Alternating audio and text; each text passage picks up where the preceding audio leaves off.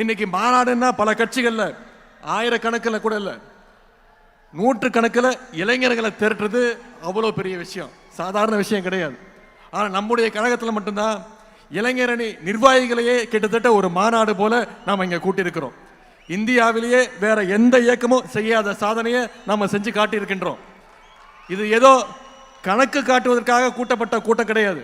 நம்முடைய எதிரிகள் போடுகின்ற தப்பு கணக்க சுக்குநூறாக உடைக்கின்ற கூட்டம் இங்க வந்திருக்கக்கூடிய இளைஞரணி கூட்டம், கொள்கை கூட்டம். பொதுவா இளைஞர்கள் அதிகமாக கூடுனா அவங்களை கட்டுப்படுத்த முடியாது, கட்டுப்பாடு இருக்காது அப்படின்ற ஒரு பிம்பம் இப்ப வந்திருக்கு. காட்டாற்று வெள்ளம் மாதிரி போயிட்டே இருப்பாங்க, யாரும் கண்ட்ரோல்லையும் இருக்க மாட்டாங்க அப்படின்ற ஒரு பிம்பம் இன்னைக்கு இருக்கு. அவங்களை யாரும் கட்டுப்படுத்த முடியாதுன்னு சொல்லுவாங்க. ஆனா நம்முடைய கழக இளைஞரணியினர் அப்படி கிடையாது, மிகுந்த கட்டுப்பாடு மிக்கவர்கள் என்பதற்கு இங்க கூடியிருக்கக்கூடிய இந்த கூட்டம் சாட்சி. கட்டுப்பாடு இல்லாம 1 லட்சம் இல்ல 1 கோடி இளைஞர்களை திரண்டாலும் அதனால யாருக்கும் எந்த பயனும் கிடையாது.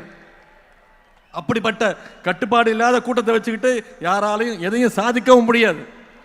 ஆனா உங்களை மாதிரி கட்டுப்பாடோடு இருக்கக்கூடிய இந்த கூட்டம், கொள்கை கூட்டம், கழகத்திற்கு மட்டுமல்ல இன்னைக்கு ஒட்டுமொத்த தமிழ்நாட்டுக்குமே மிகப்பெரிய ஒரு பலம்னு என்னால உறுதியாக சொல்ல முடியும். மற்ற இயக்கத்துல எல்லாம் தொண்டர்கள் இருப்பாங்க, நிர்வாகிகள் இருப்பாங்க, தலைவர்கள் இருப்பாங்க, பொறுப்பாளர் இருப்பாங்க. ஆனா திமுகவில் மட்டும்தான் உண்மையான அன்போட உடன்பரப்பேன்னு கூப்பிடுற கூட்டம் நம்முடைய திமுகவில் மட்டும்தான் இருக்கு. இன்னைக்கு நம்முடைய திராவிட முன்னேற்ற கழகம் 75 ஆண்டுகளை கடந்து 76வது ஆண்டுல நாம நடைபோட்டுக்கிட்டு இருக்கோம். இந்த 75 ஆண்டுகள்ல உடன்பிறப்புகள் சிறைகளுக்கு போயிருக்காங்க, சித்திரவதைகளை அனுபவிச்சிருக்கிறாங்க, ஏன் மொழிக்காக தன்னுடைய உயிரையே தியாகம் பண்ணி இருக்கிறாங்க. ஆனா நம்முடைய உடன்பிறப்புகளாக இருக்கட்டும், இளைஞரணி தம்பிகளாக இருக்கட்டும், எந்த நேரத்திலையும் களத்திலிருந்து பின்வாங்கியது கிடையாது, ஆதிக்கத்துக்கு அடிபணிஞ்சதுக்கு நிச்சயம் கிடையாது, எந்த நேரத்திலையும் சுயமரியாதையை விட்டு கொடுத்தது கிடையாது. அப்படிப்பட்ட திமுகவை இன்னைக்கு சில பேர் மிரட்டி பார்க்குறாங்க.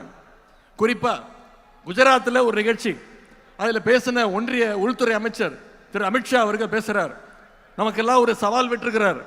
பீகார்ல நாங்க வெற்றி பெற்றுட்டோம், அடுத்து எங்களுடைய இலக்கு தமிழ்நாடு, அடுத்து எங்களுடைய டார்கெட் தமிழ்நாடுன்னு ஒன்றிய உள்துறை அமைச்சர் திரு அமித்ஷா அவர்கள் பேசுறார். நான் திரு அமித்ஷா அவர்களுக்கும் அவருடைய அடிமை கூட்டத்திற்கும் சொல்லுகின்றேன், நீங்க எவ்வளவு சீண்டினாலும் எவ்வளவு மிரட்டினாலும் அதை எதிர்கொள்வதற்கு எங்களுடைய கருப்பு சிவப்பு படை, எங்களுடைய இளைஞரணி படை என்றைக்கும் களத்தில் தயாராக இருக்கும்.